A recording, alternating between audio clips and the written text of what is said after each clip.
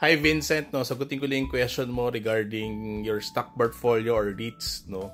And ang sabi mo nga rito, ito portfolio ko sir, planning po sana mag-add ng quantity, pero confused ako kung TEL or PLDT guys, no, or MBT or Metrobank or BPI or REITs, no. So nakita ko nga yung portfolio niya, pag sino mo yan, napakadami nga nung may mga banks dyan, may REITs, no, and merong telco, yung PLDT nga, no, and may Meralco din.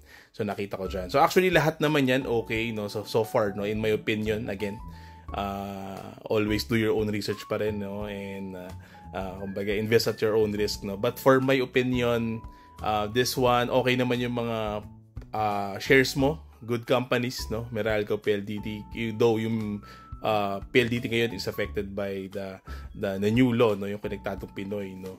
But dividend wise okay naman siya, no. So for me, no, ako my personal strategy is I focus on REITs muna for now, since medyo merong uncertainty in terms of our political landscape natin, etc., no. And more heavy ako sa REITs, no. So Ayala REITs, no, C-REITs, no, and of course RCR. And of course, I have 1 to 2 banks, no. So one main talaga nagko-focus ako is Metrobank, which is yung video ko last time, no. So for PLDT or Meralco, wala pa tayo dyan, na. So doon ako nagko-focus. So I suggest if you're starting or low pa yung talagang capital mo, make sure to start on, kumbaga i-filter mo muna.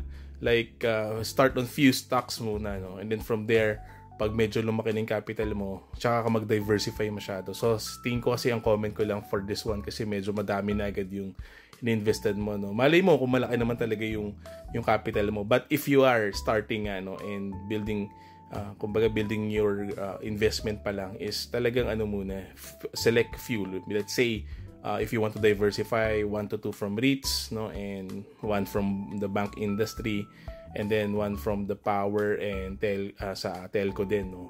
So lahat naman yan good companies, but ako nga ang naisip ko lang, baka you're spreading so much, no, kumbaga spreading yourself too thin sa lahat ng companies. Baka you need to focus on few muna, and then from there, pag na-build mo na yung capital mo, you diversify na on others, no.